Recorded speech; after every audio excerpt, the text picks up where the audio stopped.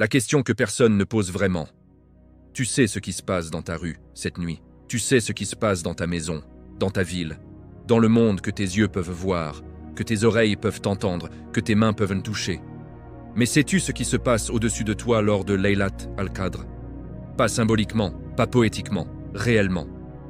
Quand tu te lèves pour prier dans les dernières nuits de Ramadan, quand tu poses ton front sur le sol et que tu murmures tes supplications dans l'obscurité, qu'est-ce qui se passe dans le ciel que tu ne vois pas? Qu'est-ce qui se passe dans ce monde invisible qui existe au-dessus de ta tête? Aussi réel que les étoiles, aussi certain que l'aube qui vient, le Coran ne nous a pas laissé sans réponse. Allah dit dans Surat Al-Qadr, « Tanazzalul malaikatu war-ruhu fiha bi'idhni rabbihim min kulli amr » Les anges et l'esprit y descendent avec la permission de leur Seigneur pour tout ordre. Un verset, quelques mots. Mais derrière ces mots, un tableau d'une grandeur que l'imagination humaine peine à contenir. Un mouvement cosmique, une nuit où le ciel s'ouvre, où des armées d'êtres de lumière traversent les couches de l'univers pour descendre vers une terre qui dort sans savoir ce qui se passe au-dessus d'elle. Cette vidéo est différente des autres que tu as peut-être vues sur Laylat al-Qadr. Elle ne va pas t'expliquer comment vivre cette nuit. Elle ne va pas te donner une liste d'adorations à accomplir. Elle va faire quelque chose de différent et peut-être de plus profond. Elle va te permettre de voir ce que tes yeux ne peuvent pas voir. De comprendre ce qui se passe dans le monde invisible pendant que tu prieras. De réaliser que tu n'es pas seul dans cette nuit et que cette solitude apparente que tu ressens parfois en te levant alors que le monde dort est en réalité l'exact opposé de la vérité. Tu n'es jamais moins seul que lors de Laylat al-Qadr. Et tout ce que nous allons explorer ensemble dans cette vidéo est fondé exclusivement sur le Coran et la Sunna authentique. Pas d'imagination, pas d'exagération, pas de récit non vérifié. Seulement ce qu'Allah et son prophète nous ont dit, avec toute la profondeur et toute la beauté que ces textes contiennent. Avant que nous commencions ce voyage, si le contenu de Sabil al-Moumin t'a déjà touché, si ces récits coraniques et ces réflexions spirituelles ont allumé quelque chose dans ton cœur, prends un instant maintenant. Abonne-toi. Active la cloche. Partage cette vidéo avec quelqu'un dont le cœur cherche à comprendre les mystères de cette nuit bénie. Parce que ce que nous allons voir ensemble mérite d'être vu à deux. Bismillahir-Rahmanir-Rahim. Chapitre 1. Qui sont ceux qui descendent? La nature des anges, avant de comprendre leur descente, avant de comprendre ce qui se passe dans le ciel lors de Laylat al-Qadr, il faut d'abord comprendre qui descend, parce que nous utilisons le mot « ange » avec une familiarité qui peut nous tromper. Nous l'avons entendu depuis l'enfance. Nous le lisons dans le Coran. Nous le prononçons dans nos prières. Et cette familiarité, parfois, émousse notre capacité à être vraiment saisis par ce que ce mot contient. Alors prenons un moment, un vrai moment, pour laisser la réalité des anges nous atteindre avec toute sa grandeur. Créé de lumière, le prophète nous a dit, dans un hadith authentique rapporté par Muslim, les anges ont été créés de lumière. 3 mots, mais d'une densité qui devrait nous arrêter longtemps. Créés de lumière. Pas de terre comme Adam, pas de feu comme Iblis, de lumière. Et cette lumière dont ils sont faits n'est pas la lumière que nous connaissons. Cette lumière physique, mesurable, qui voyage à 300 000 km par seconde et que nos instruments peuvent détecter. C'est une lumière d'un autre ordre, une lumière de l'Alam al-Ghaib, le monde invisible. Une lumière dont nous ne connaissons pas la nature exacte, mais dont Allah nous a dit qu'elle est la substance même de ces êtres extraordinaires. Et cette nature lumineuse explique quelque chose que nous avons du mal à concevoir avec nos esprits façonnés par l'expérience du monde physique. Les anges ne sont pas limités par l'espace. Un être de chair a un emplacement. Il est ici ou là. Il ne peut pas être en 2 endroits en même temps. Ses mouvements sont lents, coûteux en énergie, contraints par les lois de la physique. Les anges, ces êtres de lumière, se déplacent d'une façon que nous ne pouvons pas vraiment imaginer. Jibril, que la paix soit sur lui, est venu au prophète instantanément, depuis des hauteurs que nous ne pouvons pas mesurer. Les anges remplissent des espaces que nos yeux ne voient pas. Ils sont présents là où Allah les envoie, sans les contraintes qui définissent notre existence terrestre. Voilà ceux qui descendent lors de Laylat al-Qadr, des serviteurs d'une obéissance absolue, Il y a une deuxième caractéristique des anges que le Coran souligne avec une régularité qui révèle son importance. Allah dit « La ya'souna Allah ma amarahum wa yaf'aluna ma yu'marun » Ils ne désobéissent pas à Allah en ce qu'il leur commande et ils font ce qu'on leur ordonne. Une obéissance totale, absolue, sans exception, sans hésitation, sans la moindre résistance intérieure. Nous, les êtres humains, connaissons la désobéissance. Nous connaissons ce moment où nous savons ce que nous devrions faire et où nous choisissons autre chose. Nous connaissons la procrastination, le doute, la résistance au bien. Nous connaissons l'écart entre l'intention et l'action. Les anges ne connaissent pas cet écart. Quand Allah leur ordonne quelque chose, ils le font, immédiatement, parfaitement, complètement. Et cela signifie que quand Allah dit « descendez » lors de Laylat al-Qadr, ils descendent, sans délai, sans calcul, sans questionnement. Le commandement divin et l'action angélique sont presque simultanés. Voilà la qualité de ceux qui rempliront le ciel et la terre lors de Laylat al-Qadr. Un nombre qui dépasse l'imagination. Maintenant, combien sont-ils? C'est peut-être la question la plus vertigineuse de ce chapitre. Et la réponse que les textes nous donnent est d'une ampleur qui devrait littéralement changer notre façon de visualiser cette nuit. Commençons par un hadith. Le prophète nous a parlé du Bayt al-Mamour, la maison fréquentée, qui se trouve dans le 7e ciel, directement au-dessus de la Kaaba. Et il a dit quelque chose d'extraordinaire à son sujet. Chaque jour ordinaire, pas une nuit spéciale, pas Laylat al-Qadr, 70 000 anges entrent dans le Bayt al-Mamour pour y prier. 70 000 anges, par jour, qui entrent pour prier. Et puis, et c'est là que le vertige commence vraiment, ils sortent, et ils n'y reviennent jamais, parce que le nombre d'anges est si immense que chaque groupe ne peut y entrer qu'une seule fois dans toute son existence.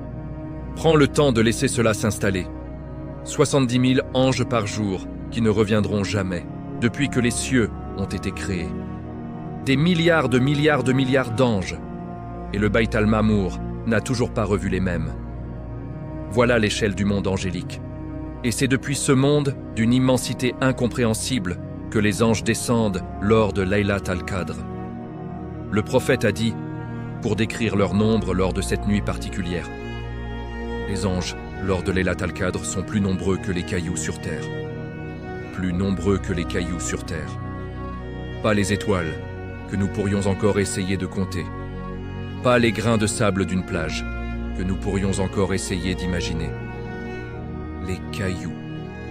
Toutes les pierres, tous les graviers, tous les cailloux de toute la surface terrestre. Océans, déserts, montagnes, plaines, fonds marins. C'est le nombre d'anges qui descendent lors de Laylat al-Qadr. Un monde que nous ne voyons pas, mais qui est réel.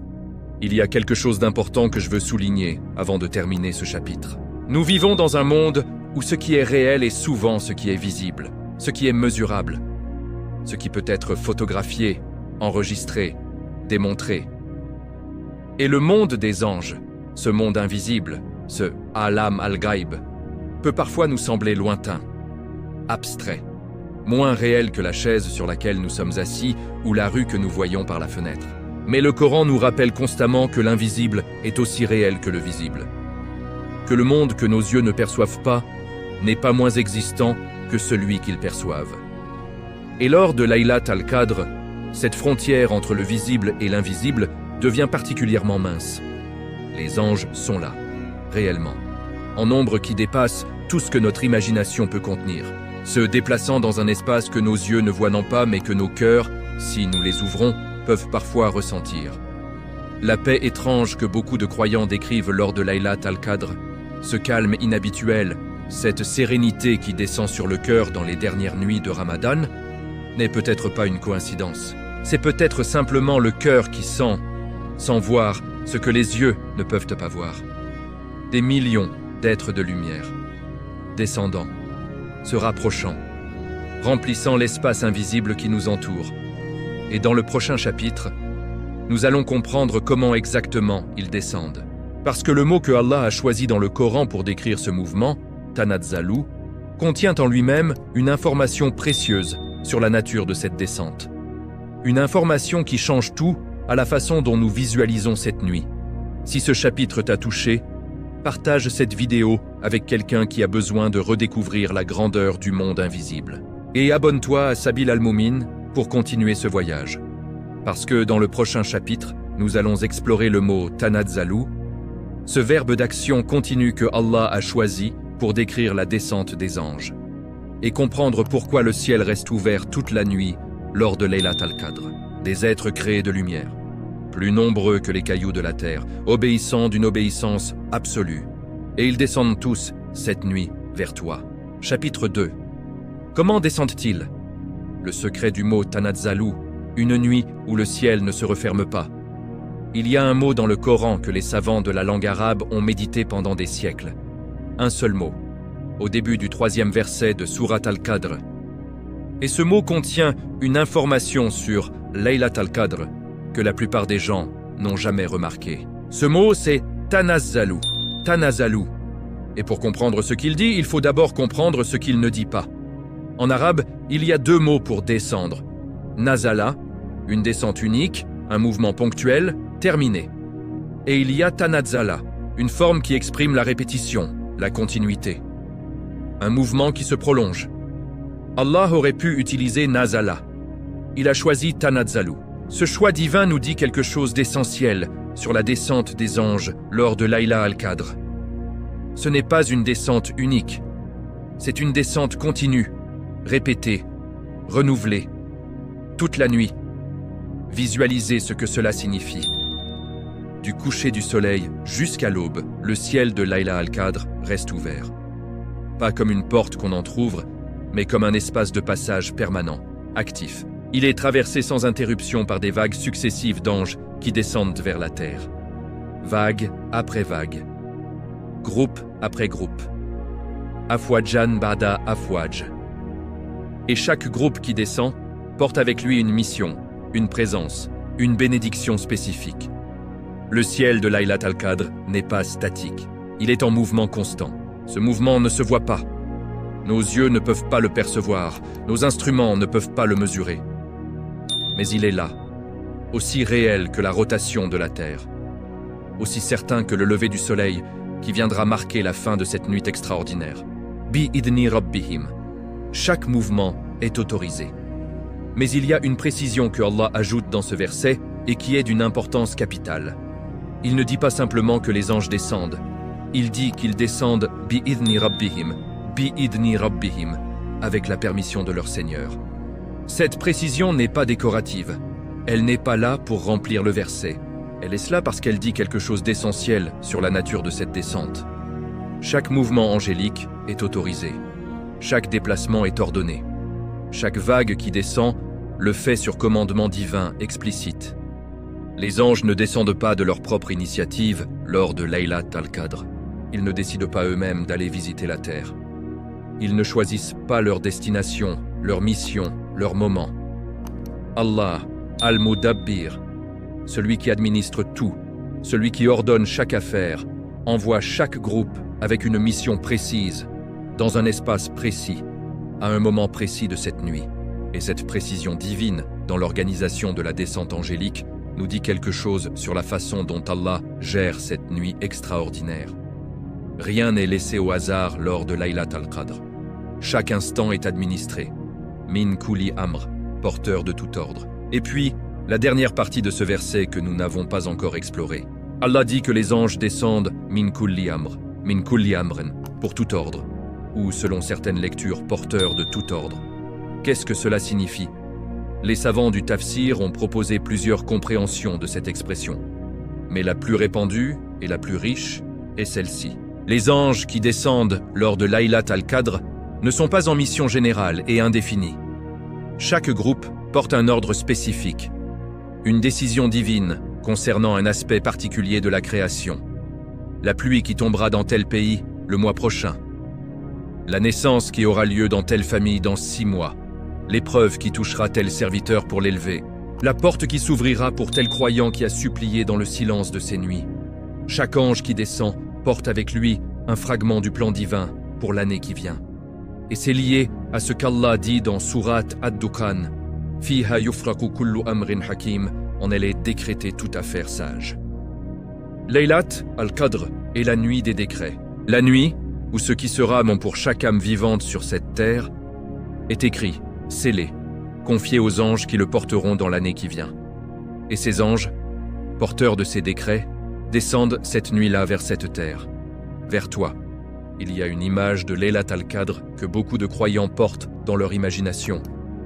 Une nuit silencieuse, calme, immobile.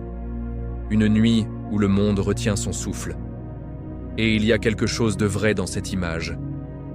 Nous le verrons dans le chapitre sur la paix de Laylat al-Qadr. La nuit est effectivement d'une paix particulière. Mais si nous parlons du ciel, si nous parlons de ce qui se passe dans le monde invisible, au-dessus de nous, l'image est exactement l'inverse du silence et de l'immobilité. Le ciel de Laylat al-Qadr est en mouvement. Un mouvement ordonné, précis, majestueux, mais un mouvement. Des vagues d'êtres de lumière qui traversent les couches de l'univers. Des groupes qui descendent, qui se déploient sur la terre, qui accomplissent leur mission, puis qui remontent. Et d'autres qui descendent derrière eux. Et d'autres encore, toute la nuit, sans interruption. Jusqu'à ce que le Fajr marque la fin de cette ouverture céleste extraordinaire. Et nous, sur cette terre, nous dormons. Nous veillons, nous prions, nous pleurons, nous supplions, sans voir ce qui se passe au-dessus de nos têtes. Sans voir, mais peut-être en sentant. Parce que le cœur qui est présent lors de Laylat al-Qadr, le cœur qui prie avec conscience, qui supplie avec sincérité, qui cherche Allah dans ces heures bénies, ce cœur perçoit parfois quelque chose qu'il ne peut pas nommer. Une paix qui n'est pas ordinaire. Un calme qui vient de nulle part. Une légèreté dans la prière qui n'est pas là les autres nuits. C'est peut-être le cœur qui perçoit, sans le voir, le mouvement de ces êtres de lumière qui l'entourent. Et maintenant, une question pratique. Si la descente des anges est continue toute la nuit, si Tanazzalou nous dit que le ciel reste ouvert du début à la fin de Laylat al-Qadr, qu'est-ce que cela change dans la façon dont nous vivons cette nuit? Cela change tout. Cela signifie que chaque heure compte. Que les premières heures après le Maghrib ne sont pas moins bénies que les heures profondes de la nuit. Que l'heure juste avant le Fajr n'est pas moins précieuse que celle du milieu de la nuit. Parce que le ciel est ouvert tout le long. Les anges descendent tout le long. La bénédiction divine se déverse tout le long. Et donc, si tu t'endors et que tu te réveilles à l'heure du Tahajjud, tu n'as pas raté le moment. Si tu es épuisé les premières heures et que tu trouves ton élan spirituel vers la fin de la nuit, tu arrives encore à temps. Laylat al-Qadr n'a pas un seul moment de grâce. Elle est, de bout en bout, une nuit de grâce. Et cette réalité, ancrée dans le choix divin du mot Tanazzalou, est peut-être l'une des miséricordes les plus touchantes de cette nuit. Allah aurait pu concentrer la descente angélique en un seul instant. Il a choisi de la déployer sur toute la nuit, pour que personne qui cherche sincèrement ne parte les mains vides. Si ce chapitre t'a ouvert les yeux sur la profondeur de la langue du Coran, partage cette vidéo avec quelqu'un qui aime comprendre le Coran en profondeur. Et abonne-toi à Sabil al-Mu'min pour continuer ce voyage. Parce que dans le prochain chapitre, nous allons explorer ce que les anges portent en descendant. Les décrets de l'année entière. Et ce que cela signifie que tu sois en train de supplier Allah précisément au moment où ces décrets sont écrits. Un verbe, une forme grammaticale. Et derrière cette forme, une nuit entière qui reste ouverte. Allah n'a pas choisi Tanazzalou par hasard. Il l'a choisi pour toi. Pour que tu saches que tant que la nuit dure, la porte reste ouverte. Chapitre 3, ce qu'il porte. Les décrets de l'année entière. Et toi, au milieu de tout cela, imagine un instant. Tu es debout dans la nuit, les yeux mi-clos, les mains levées, la voix basse pour ne pas réveiller ceux qui dorment autour de toi. Tu supplies Allah pour quelque chose qui te tient à cœur depuis longtemps. Une guérison, un apaisement, une porte qui s'ouvre, un fardeau qui s'allège. Et pendant que tu supplies, pendant que tes lèvres bougent et que ton cœur cherche Allah dans l'obscurité, quelque chose se passe dans le monde invisible que tu ne vois pas. Des décrets sont écrits, des ordres sont scellés, des anges descendent, porteurs de ce qui sera pour toi, pour ta famille, pour chaque âme vivante sur cette terre, pendant toute l'année qui vient. Et tu es là, en train de supplier. Au moment précis où tout cela se passe, ce n'est pas une coïncidence, c'est une invitation. Fiha yufrak kullu amrin hakim. La nuit où tout est décidé avant de comprendre ce que les anges portent, il faut comprendre ce qui se passe lors de Laylat al-Qadr dans les registres divins. Allah dit dans Surat ad-Dukhan, Inna anzalnahu fi laylatin mubarakah, Inna kunna mundhirin, 3 fiha yufraku kullu amrin hakim. Nous l'avons fait descendre lors d'une nuit bénie. Nous avons toujours voulu avertir. En elle est décrétée toute affaire sage. Yufrak, ce verbe porte en lui l'idée de séparation, de distinction, de clarification. Comme si lors de cette nuit, tout ce qui était encore suspendu dans la connaissance divine, tout ce qui allait se déployer dans l'année qui vient, était séparé, ordonné, confié, mis en mouvement. Kulu amrin hakim, toute affaire sage. Pas certaines affaires, pas les grandes décisions seulement. Toute affaire. Les savants du tafsir ont expliqué ce verset avec une précision qui donne le vertige. Lors de Laylat al-Qadr, Allah confie aux anges les décrets de l'année entière.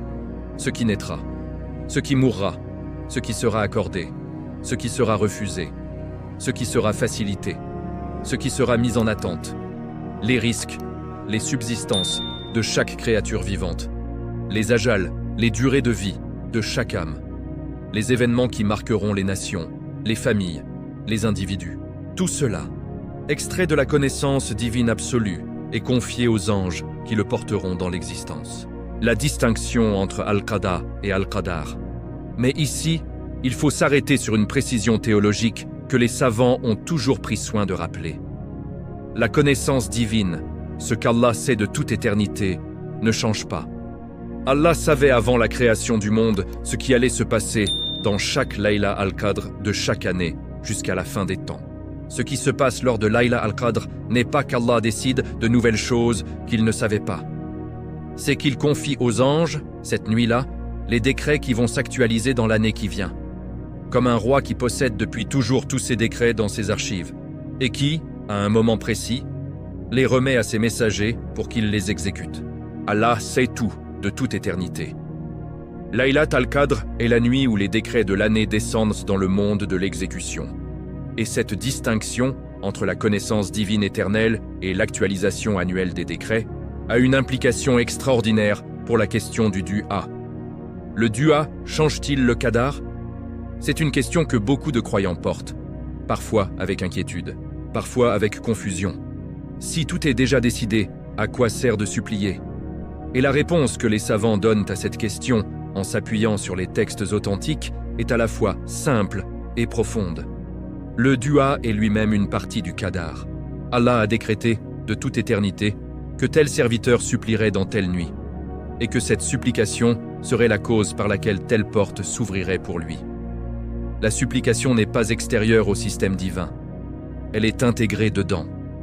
Elle est l'un des moyens qu'Allah a créés pour que ses décrets s'actualisent. Le prophète a dit « Rien ne repousse le qadar sauf le dua ». Et les savants ont expliqué ce hadith en disant que cela ne signifie pas que le dua contredit la connaissance divine, mais que Allah a intégré dans son plan éternel le fait que tel serviteur supplierait et que cette supplication serait la cause de tel changement dans sa vie. Tu supplies, et Allah a intégré ta supplication dans son plan depuis avant la création du monde. Et lors de Laylat al-Qadr, pendant que les décrets de l'année sont confiés aux anges, tu supplies, tu es présent, en train de demander, au moment précis où les ordres se mettent en mouvement. Est-ce que tu réalises ce que cela signifie, ce que les anges portent concrètement? Revenons maintenant aux anges eux-mêmes. Que portent-ils exactement quand ils descendent lors de Laylat al-Qadr? Les textes ne nous donnent pas une liste exhaustive, et c'est dans la nature du gaïb que certaines choses restent voilées.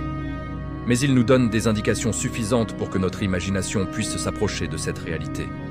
Ils portent les risques, les subsistances, ce que tu mangeras, ce que ta famille recevra, les ressources qui viendront à toi, par des chemins que tu n'imagines pas encore, dans les 12 mois qui viennent. Et ce mot risque dans l'islam est bien plus large que l'argent. Il inclut la santé, il inclut la connaissance, il inclut les rencontres qui changeront ta vie, il inclut les moments de joie que tu vivras, il inclut les soutiens qui arriveront dans tes moments difficiles. Tout cela confié aux anges cette nuit-là. Ils portent les ajals, les durées, ce que la tradition islamique appelle la durée de vie de chaque être. et avec cela, les épreuves qui viendront, les guérisons qui auront lieu, les pertes qui toucheront des familles. Ce qui arrivera aux nations, ce qui touchera les communautés, ce qui marquera des individus ordinaires dont personne ne connaît le nom, mais dont Allah connaît chaque souffle. Tout cela, dans les mains de ces êtres de lumière qui descendent vague après vague dans la nuit que peut-être tu es en train de vivre. La grandeur de ta position cette nuit-là. Et maintenant, laisse-moi te dire quelque chose que tu dois vraiment laisser entrer dans ton cœur. Quand tu te lèves lors de Laylat al-Qadr, quand tu fais tes ablutions dans le froid de la nuit, quand tu déroules ton tapis de prière, quand tu lèves les mains et que tu commences à parler à Allah, tu ne fais pas quelque chose de petit. Tu ne fais pas une dévotion privée dans le coin de ta chambre. Tu te positionnes au cœur de l'événement cosmique le plus important de l'année. Pendant que les décrets descendent, pendant que les anges se déploient, pendant que les registres de l'année sont confiés, pendant que le plan divin pour chaque âme sur cette terre se met en mouvement. Toi, tu es là, debout, en train de demander. Et Allah, Ar-Rahim, le très miséricordieux, a voulu que tu puisses être là. Il a voulu que cette nuit soit accessible, qu'elle revienne chaque année, qu'elle soit offerte à chaque serviteur qui cherche, quel que soit son passé, quel que soit le poids de ses fautes, quel que soit le temps qu'il a mis à revenir. La porte est ouverte. Les anges descendent. Les décrets s'écrivent. Qu'est-ce que tu vas demander? Prépare ta demande. Les savants recommandent quelque chose de pratique pour cette réalité que nous venons de méditer. Prépare ta liste avant Laylat al-Qadr. Pas une liste superficielle, une liste vraie, profonde, honnête. Qu'est-ce que tu veux que Allah écrive pour toi dans l'année qui vient?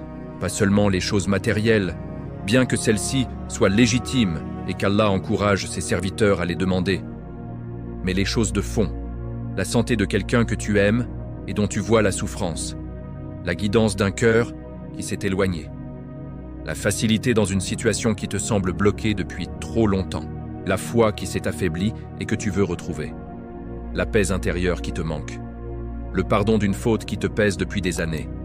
Écris tout cela avant la nuit, pour ne rien oublier dans l'émotion de ces heures. Parce que lors de Laylat al-Qadr, quand les décrets descendent et que les anges sont là, tu veux être celui qui a préparé sa demande, pas celui qui improvise à la dernière minute, pas celui qui pense après coup à ce qu'il aurait dû demander. Viens préparer, viens avec ta liste, viens avec ta présence, viens avec ta sincérité, et laisse Allah, Al-Karim, le généreux, répondre comme il sait répondre. Si ce chapitre a mis quelque chose en mouvement dans ton cœur, partage cette vidéo avec quelqu'un dont la supplication a besoin d'être revigorée. Et abonne-toi à Sabil Al-Moumin pour continuer ce voyage. Parce que dans le prochain chapitre, nous allons nous arrêter sur celui qui descend séparément des anges. Ar-Ruh, l'esprit. Jibril, que la paix soit sur lui. Et pourquoi Allah l'a mentionné séparément dans le verset de Laylat al-Qadr? Les décrets descendent, les anges portent ce qui sera. Et toi, tu es là, en train de demander. Il n'y a pas de meilleur endroit où être lors de Laylat al-Qadr que debout devant Allah, les mains levées, au moment où tout s'écrit. Pourquoi Allah l'a mentionné à part? Et ce que cela révèle, il y a une particularité dans le verset de Laylat al-Qadr que beaucoup de gens lisent sans s'y arrêter. Une particularité grammaticale, une structure dans la phrase arabe qui, si tu la remarques, te force à poser une question. Et cette question, une fois posée, ouvre une fenêtre sur quelque chose d'extraordinaire. Le verset dit « Tanazzalul malaikatu war-ruhu fiha bi'idhni rabbihim » Les anges et l'esprit y descendent avec la permission de leur Seigneur. Al-malaikatu, les anges, au pluriel. Des milliers, des millions, des nombres qui dépassent les cailloux de la terre.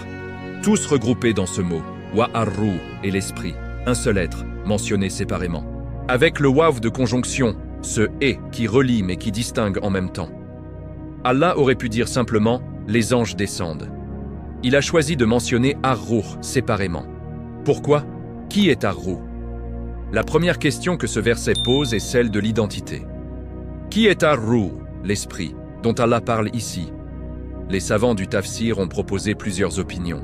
Mais l'opinion la plus solide, celle que soutiennent Ibn Abbas, Qatada, Ibn Zayd et la majorité des commentateurs, est que Ar-Ruh désigne ici Jibril, que la paix soit sur lui.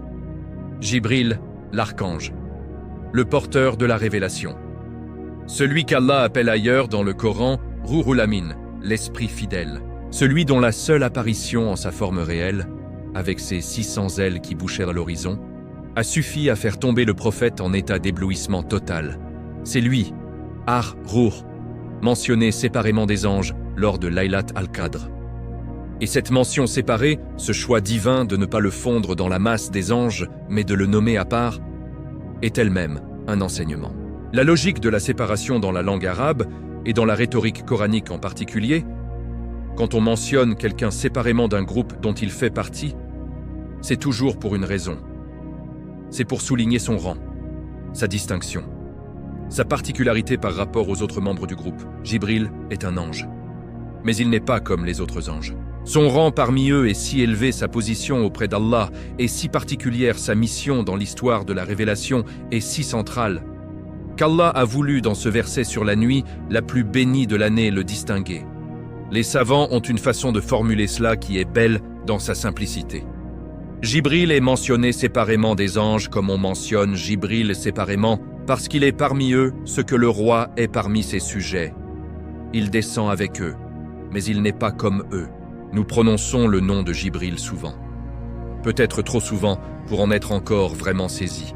Alors prenons un moment pour laisser sa réalité nous atteindre vraiment.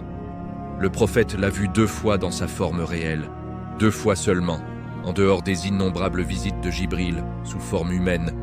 La première fois, au début de la révélation. Jibril est apparu à l'horizon dans sa forme angélique, et le prophète a dit qu'il le voyait de tous les côtés qu'il regardait. Où qu'il tourne les yeux, Jibril, remplissant l'horizon, couvrant l'espace visible. La deuxième fois, lors de l'Isra wal Mi'raj, au Sidr al-Muntaha, le lotus de la limite au-delà duquel nulle créature ne peut aller. Jibril est apparu à nouveau dans sa forme réelle. Et le Coran décrit cette vision avec des mots d'une beauté saisissante. Voilà qui descend lors de Laylat al-Qadr. Voilà qui visite cette terre dans cette nuit bénie. Pas un être symbolique, pas une force abstraite. Jibril, cet archange d'une grandeur que même le prophète n'a pu contempler que 2 fois dans toute sa vie prophétique, descend sur cette terre, dans cette nuit, parmi les croyants qui veillent. Il y a quelque chose de profondément cohérent dans la présence de Jibril lors de Laylat al-Qadr. Parce que Laylat al-Qadr et Jibril sont liés par un événement fondateur.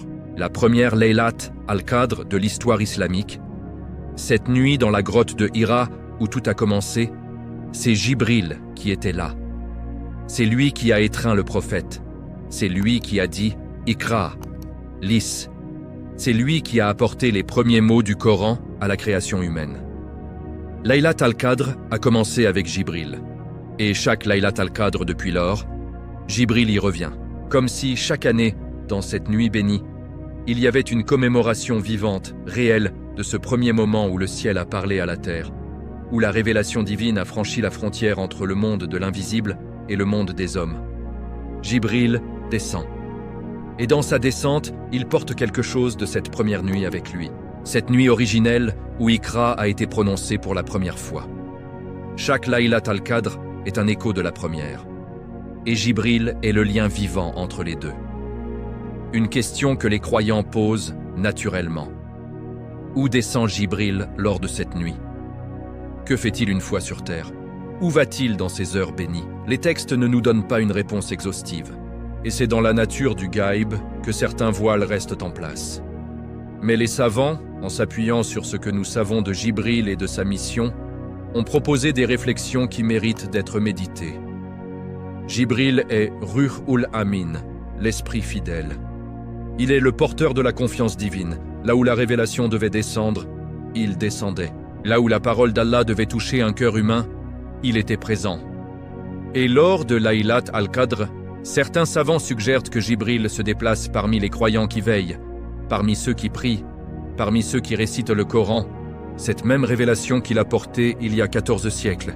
Il y a un hadith, rapporté dans certaines collections, qui dit que Jibril, lors de Laylat al-Qadr, serre la main de tout croyant qu'il rencontre en adoration. Et que la marque de cette rencontre est un attendrissement du cœur, une présence particulière dans la prière, une légèreté inexplicable dans l'adoration. Peut-être que ces moments où la prière devient soudainement plus profonde, où les larmes viennent sans qu'on sache pourquoi, où le cœur s'ouvre d'une façon qu'il ne peut pas expliquer, peut-être que ces moments ont une raison que nous ne voyons pas. Et il y a une dernière réflexion que je veux partager dans ce chapitre. Une réflexion qui relie Jibril, Laylat al-Qadr, et quelque chose que chacun d'entre nous peut faire. Jibril est le porteur du Coran. C'est lui qui l'a apporté. C'est lui qui venait chaque Ramadan réviser le Coran avec le prophète. C'est lui qui est nommé dans le Coran comme le vecteur entre la parole divine et le cœur humain. Et lors de Laylat al-Qadr, Jibril descend sur une terre où des croyants récitent le Coran. Il y a quelque chose de profondément émouvant dans cette image. Jibril, qui a porté chaque lettre du Coran depuis les hauteurs du ciel jusqu'aux lèvres du prophète, descend, lors de Laylat al-Qadr, sur une terre où ces mêmes lettres sont encore récitées, encore vivantes, encore portées dans les cœurs et sur les lèvres de gens qui n'ont pas vu le prophète, mais qui portent son héritage. Et peut-être, dans la sagesse divine qui a voulu que Jibril descende lors de cette nuit, il y a ce message. Le Coran que tu récites lors de Laylat al-Qadr est le même Coran que Jibril a porté. Et Jibril est là, cette nuit, pour en être le témoin.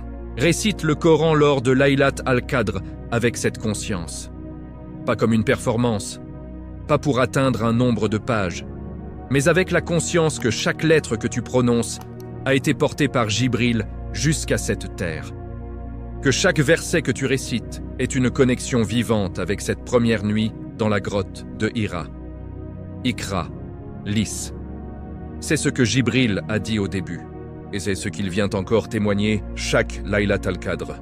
Lis, avec présence, avec conscience, sachant qui t'écoute et qui est là. Si ce chapitre t'a touché, partage cette vidéo avec quelqu'un qui aime le Coran et qui mérite de savoir que Jibril descend lors de Laylat al-Qadr. Et abonne-toi à Sabil al-Moumin pour continuer ce voyage. Parce que dans le prochain chapitre, nous allons explorer ce que les anges font une fois sur terre. Comment ils se déploient, ce qu'ils cherchent. Et pourquoi ta prière cette nuit-là est peut-être entourée d'une présence que tu ne vois pas mais qui est réelle. Jibril descend, séparément, distinctement, majestueusement, sur une terre où des croyants récitent les mots qu'il a lui-même portés. Lis cette nuit-là avec la conscience de qui t'écoute. Chapitre 5. Ce qu'ils font sur terre. La présence invisible et ce qu'elle change. Ils sont descendus, des millions d'êtres de lumière, vague après vague, toute la nuit, portant les décrets de l'année, accompagnés de Jibril qui descend séparément, avec toute la majesté de son rang extraordinaire. Ils ont traversé les couches du ciel. Ils ont franchi la frontière entre le monde invisible et cette terre que nous habitons. Ils sont là, dans cette nuit bénie, présents sur une terre qui ne les voit pas, mais qui les reçoit. Et maintenant, une question naturelle, inévitable, pressante. Que font-ils une fois sur terre? Où vont-ils? Que cherchent-ils?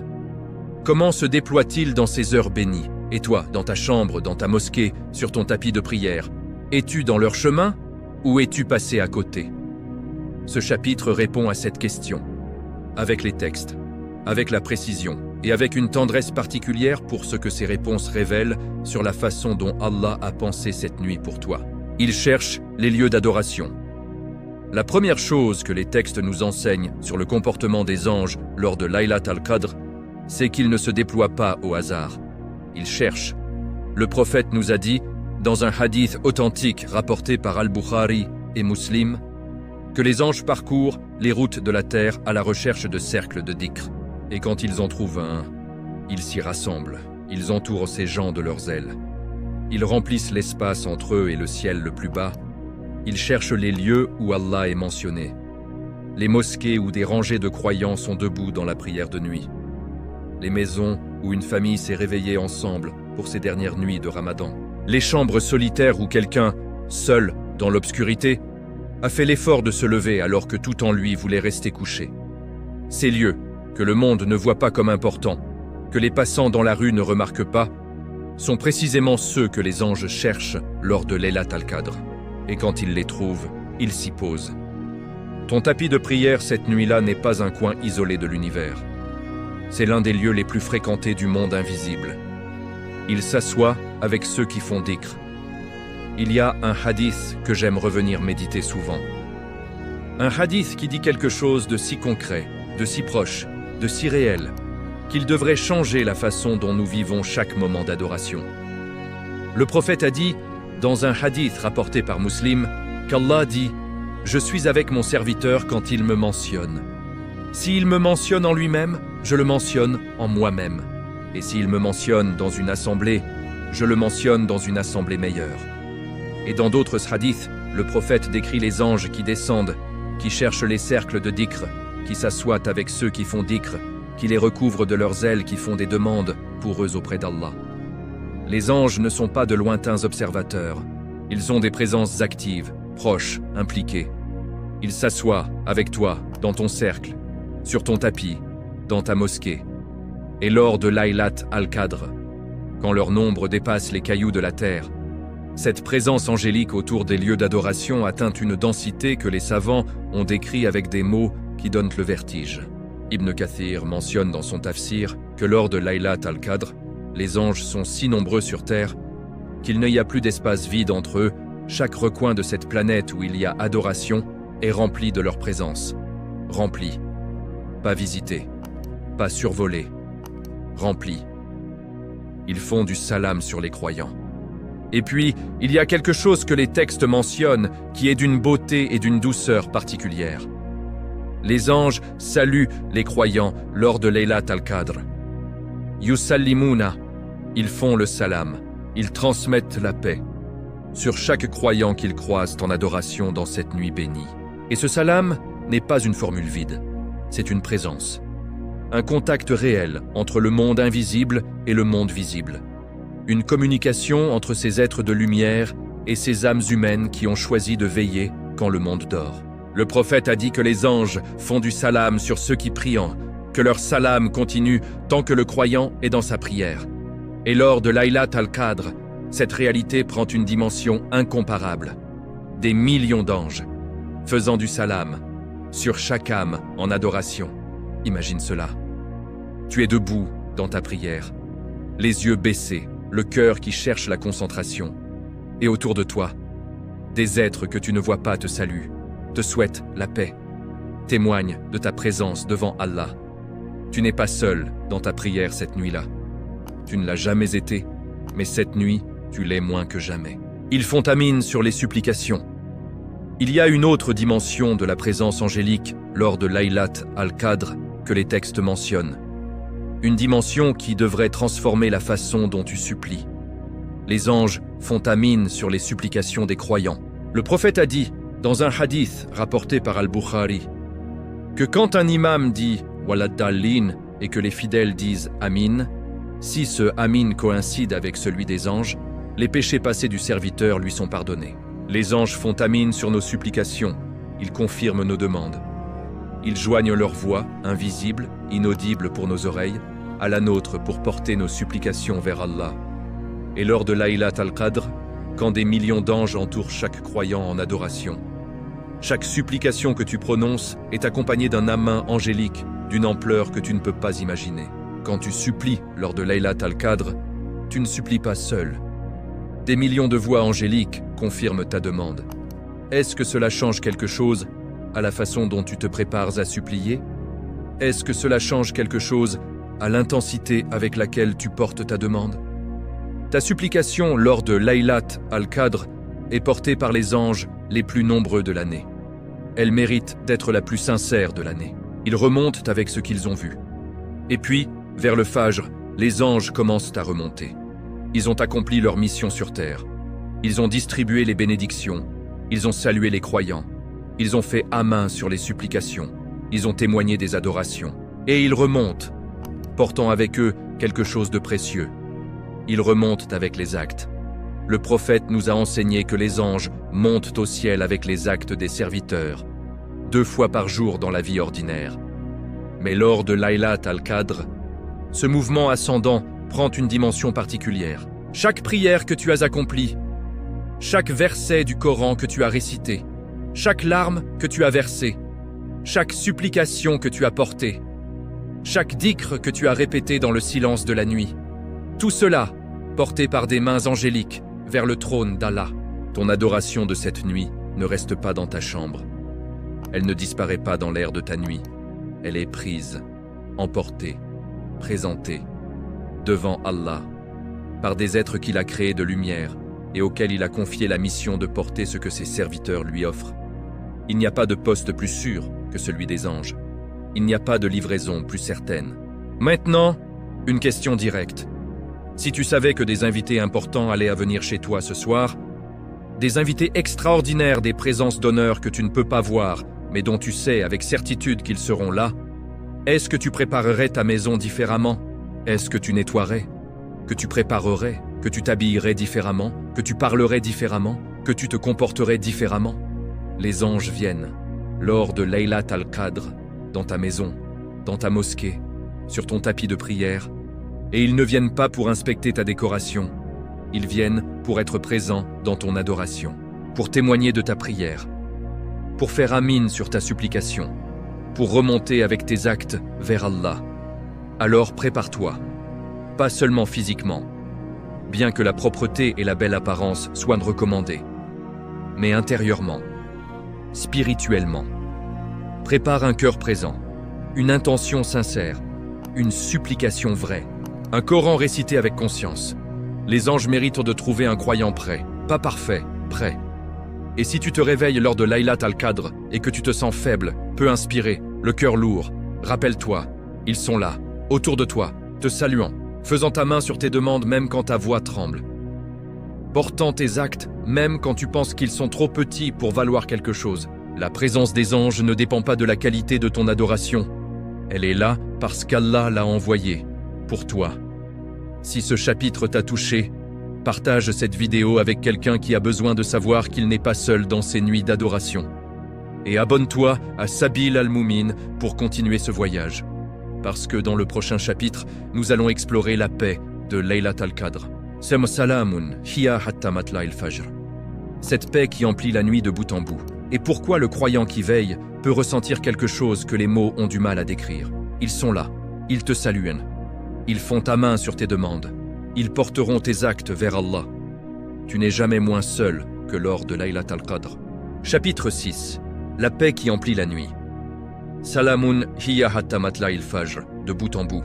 Il y a un mot que Allah a choisi pour conclure Sourate al-Qadr. Un seul mot, posé à la fin de cette sourate courte et dense comme un sceau, comme une signature. Comme si Allah avait voulu que le dernier goût que cette sourate laisse dans la bouche soit précisément ce mot-là. Salamun, salam, paix. Pas victoire, pas gloire, pas puissance, pas miracle. Paix. Et cette paix, Allah ne la présente pas comme un simple attribut de la nuit.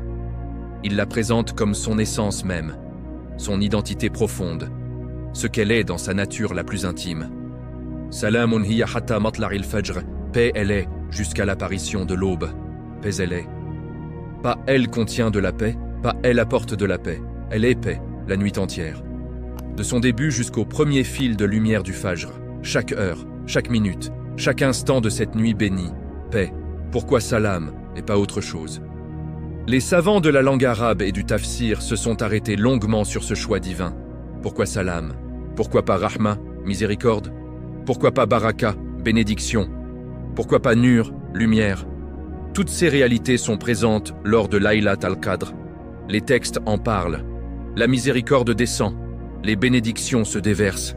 La lumière divine emplit le monde invisible. Mais Allah a choisi de conclure la sourate avec salam. Et les savants ont proposé plusieurs explications, toutes complémentaires, toutes belles. Première explication. Salam est l'un des noms d'Allah. As-Salam, celui dont l'essence est la paix, celui qui accorde la paix, celui qui est exempt de toute imperfection. Et quand Allah dit que Laylat al-Qadr est salam, il y a dans ce mot une connexion entre la nuit et le nom divin, comme si la nuit portait en elle quelque chose de l'essence d'Allah dont ce nom est le reflet. Deuxième explication. Salam est ce que les anges apportent, Ils descendent, porteurs de la paix divine. Et ils la déposent sur la terre, dans les cœurs, dans les espaces où il y a adoration. Laylat al-Qadr est salam parce qu'elle est remplie de la présence de ceux qui portent la paix. Troisième explication. Salam signifie aussi sécurité. Salama. Laylat al-Qadr est une nuit de sécurité totale. Shaitan est neutralisé. Les forces du mal sont bridées. Le croyant qui veille dans cette nuit est sous une protection divine particulière. C'est une nuit où il peut s'ouvrir à Allah sans la résistance habituelle du shaitan qui cherche constamment à distraire, à décourager, à alourdir le cœur. Trois dimensions du mot salam. Trois réalités qui se superposent dans cette nuit extraordinaire. Shaitan est neutralisé. Arrêtons-nous sur ce point, parce qu'il est d'une importance pratique immense. Nous connaissons tous la résistance intérieure que nous rencontrons quand nous essayons de prier avec présence. Cette voix qui distrait, cette pensée qui arrive au mauvais moment, cette lourdeur qui s'installe dans le cœur quand nous voulons nous concentrer sur Allah. Les savants nous enseignent que cette résistance a plusieurs sources, dont certaines viennent de nos propres nafs et dont certaines viennent du shaitan, qui cherche activement à nous éloigner de l'adoration sincère. Lors de Laylat al-Qadr, le shaitan est entravé. Le prophète nous a enseigné que lors des nuits de Ramadan, les shayatines sont enchaînées. Et lors de Laylat al-Qadr spécifiquement, cette nuit qui vaut 1000 mois, cette nuit que le shaitan redoute entre toutes, sa capacité à interférer dans l'adoration du croyant est particulièrement réduite. C'est pour cela que beaucoup de croyants rapportent que leur prière lors de Laylat al-Qadr est différente. Pas nécessairement plus longue, pas nécessairement plus techniquement parfaite, mais plus présente, plus fluide, comme si un obstacle habituel avait été temporairement levé. Cette facilité, ce n'est pas une coïncidence, c'est le salam de Laylat al-Qadr, une paix qui se ressent. Il y a quelque chose dans ce chapitre que je dois aborder avec honnêteté et précaution. Beaucoup de croyants décrivent une expérience particulière lors de Laylat al-Qadr, un état intérieur difficile à nommer. Une paix qui ne ressemble pas à la paix ordinaire, un calme qui vient de nulle part et qui s'installe dans le cœur pendant la prière ou le dhikr. Et la question que beaucoup posent est celle-ci. Est-ce que je peux savoir que je suis dans Laylat al-Qadr parce que je ressens quelque chose de particulier? La réponse des savants est nuancée, et cette nuance est importante. D'un côté, oui, les textes nous disent que Laylat al-Qadr est salam, que les anges descendent porteurs de la paix divine, que le shaitan est bridé, que la bénédiction divine remplit cette nuit d'une façon qui n'a pas d'équivalent dans l'année. Il est donc naturel et attendu que le croyant qui veille dans cette nuit avec un cœur ouvert puisse ressentir quelque chose de particulier. Une douceur dans la prière, une présence dans le dhikr, une légèreté dans le cœur. D'un autre côté, la récompense de Laylat al-Qadr n'est pas conditionnée par la sensation. Elle est conditionnée par la foi et la recherche sincère. Le prophète a dit « Quiconque passe Laylat al-Qadr en adoration par foi et dans l'espoir de la récompense, ses péchés passés lui seront pardonnés. Parfois, imanan, et dans l'espoir de la récompense, ittisaban, pas en ressentant quelque chose d'extraordinaire. Tu peux vivre Laylat al-Qadr avec un cœur lourd et des genoux douloureux et des yeux qui se ferment malgré toi, et recevoir quand même toute la récompense de cette nuit. La paix de Laylat al-Qadr est réelle, mais elle ne se manifeste pas de la même façon pour tout le monde, et l'absence de sensation n'est pas un signe d'absence de bénédiction. Cherche la nuit, accomplis l'adoration, et laisse Allah décider de ce que ton cœur ressent. Hatta matla il-fajr, jusqu'au bout, il y a une précision temporelle dans le verset que je veux méditer avec toi. Allah dit que Laylat al-Qadr est paix jusqu'à l'apparition de l'aube. Hatta matla il-fajr. Cette précision n'est pas simplement descriptive, elle est encourageante. Elle dit jusqu'au bout, pas jusqu'à minuit, pas jusqu'à ce que tu te fatigues, pas jusqu'à ce que tu aies accompli un certain nombre de rakats, jusqu'à l'aube. Et donc, chaque heure de cette nuit est une heure de salam. Chaque heure est une heure de bénédiction. Chaque heure est une heure où les anges sont là, où Jibril est présent, où les décrets s'écrivent, où la paix divine enveloppe cette terre. Si tu t'es endormi les premières heures et que tu te réveilles à 2 heures du matin, il reste du salam pour toi. Si tu t'es levé à l'heure du tahajjud et que tu te demandes si le moment de grâce est déjà passé, il n'est pas passé. Tant que le fajr n'a pas pointé, la nuit est entière, et sa paix est entière. La paix qui prépare le cœur à demander, et voici peut-être la dimension la plus importante du salam de Laylat al-Qadr, celle que les croyants oublient parfois dans leur concentration sur les adorations à accomplir. La paix de cette nuit prépare le cœur à recevoir, parce qu'un cœur agité ne reçoit pas bien. Un cœur anxieux, distrait, alourdi par les préoccupations du monde. Ce cœur peut supplier Allah avec les bons mots et pourtant ne pas vraiment être présent dans sa supplication. Et Laylat al-Qadr, avec son salam divin, avec sa neutralisation du shaitan, avec la présence des anges porteurs de paix, crée les conditions idéales pour que le cœur humain soit dans son meilleur état de réception. C'est une nuit où le bruit intérieur s'apaise, où les urgences du monde semblent moins urgentes, où le cœur peut, s'il s'y laisse aller, trouver un état de présence qu'il ne trouve pas facilement les autres nuits. Et dans cet état de présence, les supplications changent de nature. Elles ne sont plus des récitations automatiques, elles ne sont plus des formules mémorisées, elles deviennent des conversations vraies, des ouvertures sincères, des demandes qui viennent du fond du cœur et qui portent en elles la certitude que celui qui écoute entend vraiment. C'est pour cela qu'Allah a fait de cette nuit une nuit de salam, pour que ton cœur soit prêt, pour que ta supplication soit vraie, pour que la rencontre entre ton besoin et sa générosité soit complète. Comment accueillir ce salamun? Question pratique avant de terminer ce chapitre. Comment accueillir le salam de Laylat al-Qadr? Comment se mettre en état de le recevoir? Les savants nous donnent quelques orientations simples mais profondes. Commence par le silence intérieur. Avant de commencer ta prière, prends quelques instants, assis, immobile. Laisse le bruit du jour se dissiper. Laisse les préoccupations s'éloigner. Rappelle-toi où tu es. Rappelle-toi qui est devant toi. Et laisse cette conscience créer en toi un espace de réception. Ne cours pas après les sensations. Ne cherche pas à ressentir quelque chose de particulier. Cela crée une anxiété qui bloque précisément ce que tu cherches. Fais ton adoration avec sincérité et laisse le salam venir s'il vient, sans t'y accrocher comme à une condition. Reste jusqu'au bout. La tentation de raccourcir la nuit, de faire une prière rapide et de retourner dormir est précisément ce que le shaitan cherche. Même bridé lors de Layla al-Qadr, la nafs a ses propres appels. Reste, jusqu'au fajr si tu peux, jusqu'à aussi tard que tu peux sinon, parce que la paix de cette nuit est atta matla il-fajr, jusqu'à l'aube. Et enfin, dis salam à ton tour, sur le prophète, sur les croyants, sur les anges qui t'entourent. Laisse la paix circuler, pas seulement vers toi, mais aussi depuis toi vers le monde.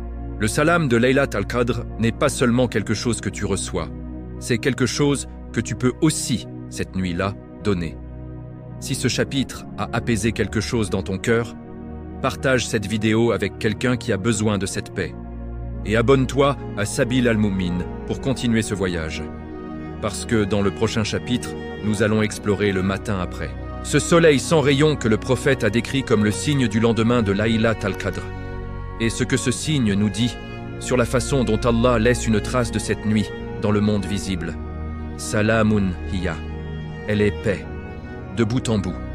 Jusqu'à ce que l'aube dise que la nuit a accompli ce pourquoi elle était venue. Reste dans cette paix, aussi longtemps que la nuit la porte. Le soleil sans rayon, la trace visible d'une nuit invisible, le fajr se lève. L'appel à la prière traverse le silence de la ville, encore endormie. Les premiers fils de lumière apparaissent à l'horizon. La nuit, cette nuit extraordinaire qui a vu des millions d'êtres de lumière descendre, se déployer, saluer, témoigner, cette nuit se retire doucement. Les anges remontent, vague après vague, comme ils étaient redescendus, portant avec eux les actes des croyants, les supplications des veilleurs, les larmes versées dans l'obscurité, les prières accomplies quand le monde dormait. Et la terre retrouve son apparence ordinaire. Ou du moins, c'est ce qu'on pourrait croire. Parce qu'Allah, dans sa sagesse infinie, a voulu laisser une trace, un signe. Quelque chose de visible dans ce monde physique qui témoigne que la nuit qui vient de passer n'était pas une nuit ordinaire. Ce signe, c'est le soleil. Le prophète nous a décrit le matin qui suit Laylat al-Qadr avec une précision qui a fasciné les savants pendant des siècles. Il a dit, dans un hadith authentique rapporté par Muslim, le matin de Laylat al-Qadr, le soleil se lève sans rayons, comme un disque, clair, blanc, calme dans le ciel. Tatlu'u ash-shamsu safiyatan la shu'a'a laha. Le soleil se lève, mais sans ses rayons habituels. Pas aveuglant, pas éblouissant, pas avec cette intensité lumineuse qui oblige les yeux à se détourner. Un disque calme, blanc, doux, comme si le soleil lui-même, après la nuit qu'il vient de traverser, était apaisé. Et les compagnons du prophète ont rapporté avoir observé ce signe à plusieurs reprises. Cette description précise, ce soleil particulier au matin de certaines nuits de Ramadan, qu'ils reconnaissaient comme la trace visible de Laylat al-Qadr. Les savants ont cherché à comprendre la raison de ce phénomène. Et leur explication, fondée sur ce que les textes nous enseignent sur la descente des anges, est d'une cohérence remarquable. Lors de Laylat al-Qadr, le ciel entre la terre et le soleil est rempli d'anges. Des millions d'êtres de lumière qui descendent, qui se déploient, qui remontent. Un mouvement constant, une présence dense, une foule angélique d'une ampleur que nous ne pouvons pas imaginer. Et quand le soleil se lève au matin, il se lève à travers cet espace que les anges ont habité toute la nuit, à travers cette région du ciel qui a été traversée par des vagues successives d'êtres de lumière. Les ailes des anges, en remontant, voilent légèrement l'intensité des rayons solaires. C'est l'explication que beaucoup de savants ont retenue. Pas un miracle surnaturel au sens où les lois physiques seraient suspendues, mais la conséquence naturelle et logique de la présence angélique massive dans le ciel lors de cette nuit. Le soleil sans rayons est la trace que les anges laissent dans le ciel en remontant. Une trace visible, pour les yeux qui savent regarder, pour les cœurs qui savent chercher. Un signe de confirmation, pas une condition, mais ici, une précision importante que les savants soulignent toujours. Ce signe du soleil est une confirmation, pas une condition. Ce qu'il faut comprendre par là, la récompense de Laylat al-Qadr, le pardon des péchés, l'acceptation des adorations. Tout cela ne dépend pas du fait que tu observes le soleil le lendemain matin. Le prophète a lié la récompense à l'imanan wa ihtisaban, la foi et la recherche sincère, pas à l'observation d'un phénomène céleste. Le signe du soleil est donné pour ceux qui veulent savoir, pas pour ceux qui ont besoin d'une preuve pour croire, pas pour conditionner la récompense à une observation. C'est un cadeau de Allah au cœur curieux. Une façon de dire, cette nuit était réelle. Ce que tu as vécu était réel, et voici, dans le monde visible, une petite trace de cette réalité invisible. Allah laisse toujours des traces pour ceux qui cherchent. Ce que ce signe dit sur la nature de Allah. Il y a quelque chose dans ce signe du soleil qui me touche d'une façon particulière. Quelque chose qui va au-delà de l'explication scientifique ou théologique. Allah aurait pu ne laisser aucun signe. Laylat al-Qadr aurait pu passer, invisible, silencieuse, sans aucune trace dans le monde physique. Les anges montent et descendent, sans laisser de marque sur le monde que nos yeux voient. Les décrets s'écrivent sans que rien dans notre réalité quotidienne ne le reflète. Mais Allah a voulu laisser ce signe. Ce petit signe discret. Un soleil légèrement différent. Un matin légèrement plus doux. Un disque qui se lève dans la tranquillité plutôt que dans l'éclat. Comme si Allah voulait dire, même ceux qui n'ont pas eu la force de veiller toute la nuit peuvent voir, au matin, que quelque chose d'extraordinaire a eu lieu. Même ceux qui ont dormi. Même ceux qui ont raté cette nuit pour des raisons qu'ils n'ont pas choisies. Même ceux dont le corps ne leur a pas permis de veiller comme ils l'auraient voulu. Allah leur laisse un signe au matin. Une façon de leur dire, la nuit a eu lieu, elle était réelle. Et tu peux encore, dans ce matin qui vient, tourner ton cœur vers moi et me dire ce que tu n'as pas pu me dire dans la nuit. La miséricorde d'Allah déborde même au-delà de la nuit elle-même. Le matin après, un état d'âme. Il y a une dimension pratique et spirituelle de ce matin, après Laylat al-Qadr, que les savants recommandent de cultiver. Ne laisse pas le passage de la nuit effacer ce qu'elle a déposé dans ton cœur. Après Fajr, après avoir prié, après avoir peut-être dormi quelques heures de rattrapage, il y a une tentation naturelle de reprendre le cours ordinaire de la vie.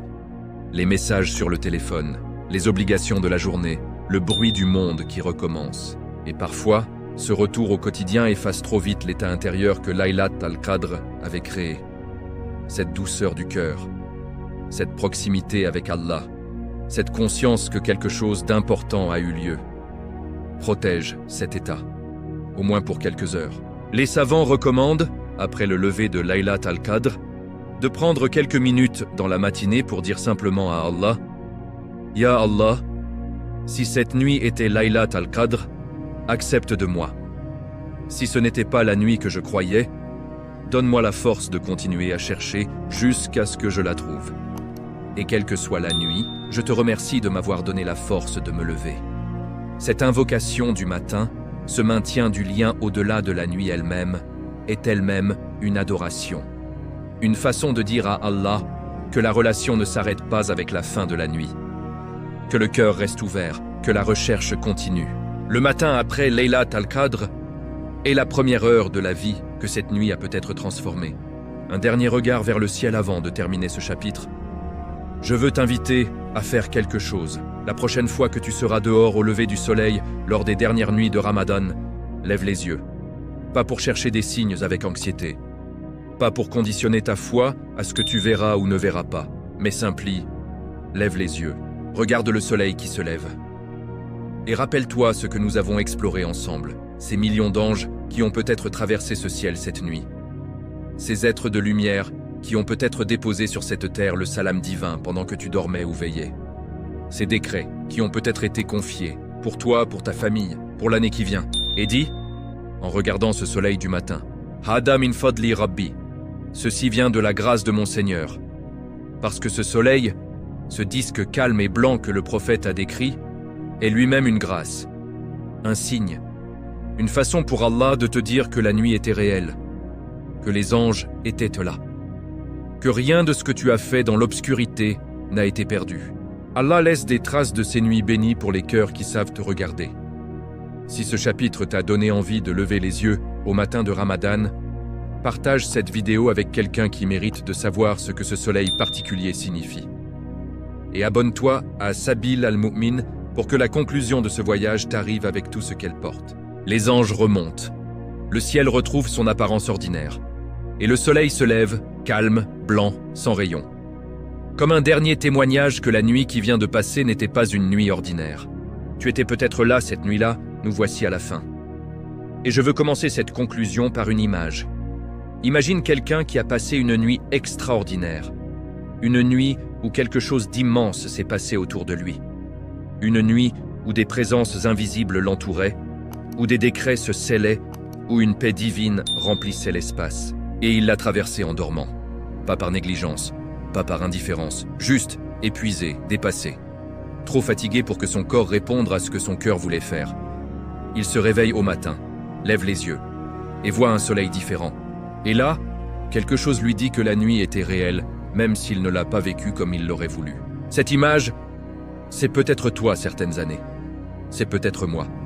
C'est peut-être beaucoup d'entre nous qui essayons de chercher Laylat al-Qadr avec des corps qui ont leurs limites et des vies qui ont leurs exigences. Et la miséricorde d'Allah, Ar-Rahman, Ar-Rahim, cette miséricorde est précisément pour cet homme-là, pour cette femme-là, pour ce croyant imparfait qui cherche sincèrement même quand son corps ne suit pas toujours. La sincérité de la recherche compte autant que la perfection de l'adoration. Ce que tu portes maintenant, tu sais maintenant qui descend lors de Laylat al-Qadr. Ces êtres créés de lumière, plus nombreux que les cailloux de la terre, qui obéissent à Allah avec une perfection que nous ne pouvons qu'admirer. Tu sais comment ils descendent. Tanazalou, continuellement, vague après vague, toute la nuit, jusqu'à l'aube. Un ciel qui reste ouvert de bout en bout pour que personne qui cherche sincèrement ne soit privé de cette ouverture. Tu sais ce qu'ils portent, les décrets de l'année entière, les risques, les ajals, les événements, confiés aux anges cette nuit-là pour qu'ils les déploient dans l'existence au cours des 12 mois qui viennent. Tu sais qui descend séparément. Jibril, Ar-Ruh, l'esprit fidèle. Celui qui a apporté la révélation. Celui dont le rang parmi les anges est ce que le roi est parmi ses sujets. Descendant sur une terre où des croyants récitent encore les mots qu'il a lui-même portés. Tu sais ce que les anges font sur terre. Ils cherchent les lieux d'adoration. Il s'assoit avec ceux qui font dhikr. Il salue les croyants. Ils font ta main sur les supplications.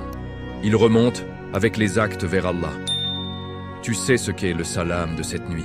Cette paix divine, salamun hiya hatta matla il-fajr, qui emplit chaque heure de Laylat al-Qadr de bout en bout. Pas une paix que tu dois mériter. Une paix que Allah a décidé de répandre sur cette nuit comme il le décide. Et tu sais ce que le matin après révèle. Ce soleil calme, blanc, sans rayons, trace visible dans le monde physique de ce qui s'est passé dans le monde invisible. Témoin silencieux que la nuit était réelle. Tout cela, tu l'emportes. Tu étais peut-être là cette nuit-là, nous voici à la fin. Et je veux commencer cette conclusion par une image. Imagine quelqu'un qui a passé une nuit extraordinaire. Une nuit où quelque chose d'immense s'est passé autour de lui. Une nuit où des présences invisibles l'entouraient, où des décrets se scellaient, où une paix divine remplissait l'espace. Et il l'a traversée en dormant. Pas par négligence, pas par indifférence, juste épuisé, dépassé. Trop fatigué pour que son corps réponde à ce que son cœur voulait faire. Il se réveille au matin, lève les yeux, et voit un soleil différent. Et là, quelque chose lui dit que la nuit était réelle, même s'il ne l'a pas vécue comme il l'aurait voulu. Cette image, c'est peut-être toi certaines années. C'est peut-être moi. C'est peut-être beaucoup d'entre nous qui essayons de chercher Laylat al-Qadr avec des corps qui ont leurs limites et des vies qui ont leurs exigences.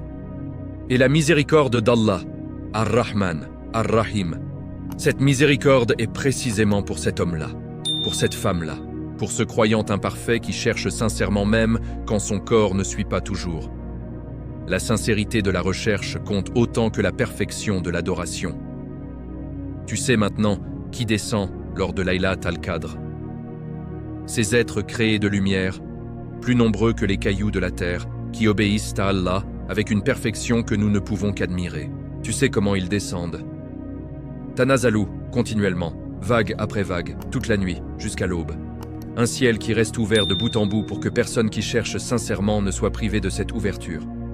Tu sais ce qu'ils portent, les décrets de l'année entière, les risques, les ajals, les événements, confiés aux anges cette nuit-là pour qu'ils les déploient dans l'existence au cours des 12 mois qui viennent. Tu sais qui descend séparément.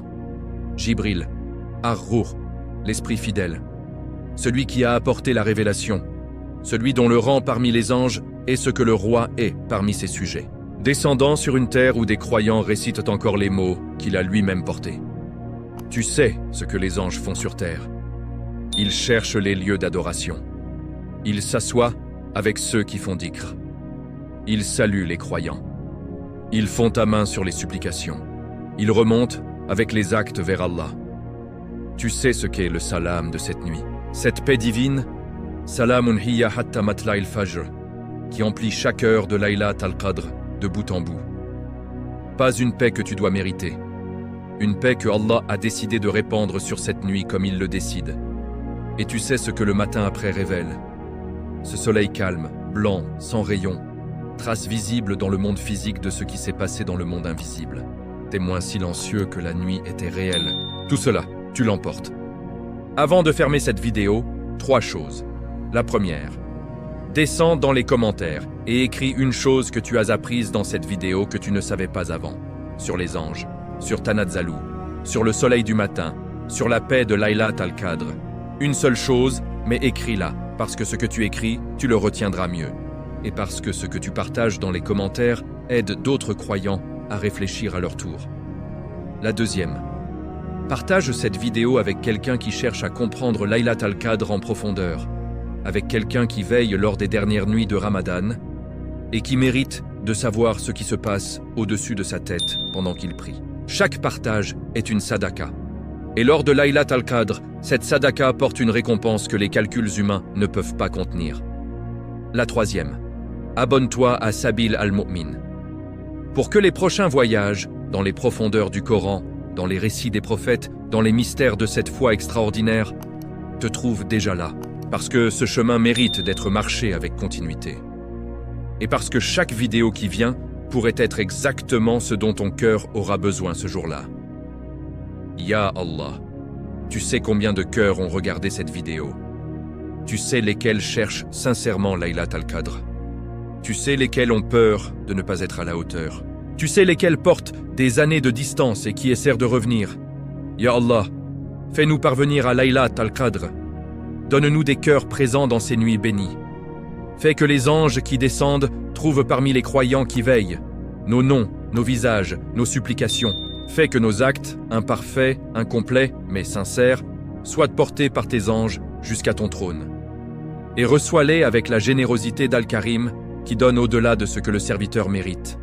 Et lors du matin après, quand le soleil se lève calme et blanc dans le ciel, fais que nos cœurs sachent reconnaître ta trace et disent, avec une gratitude qui vient du fond, « Hadha min fadli Rabbi » Ceci vient de la grâce de mon Seigneur. Amen. Les anges sont descendus. Les décrets ont été confiés. La paix a rempli la nuit. Et le soleil s'est levé, calme, blanc, témoignant. Tu étais peut-être là cette nuit-là. Et si tu n'y étais pas, la prochaine nuit t'attend. Wa sallallahu ala nabiyyina Muhammad wa ala alihi wa sahbihi ajma'in wa akhiru da'wana anil hamdulillahi rabbil alamin.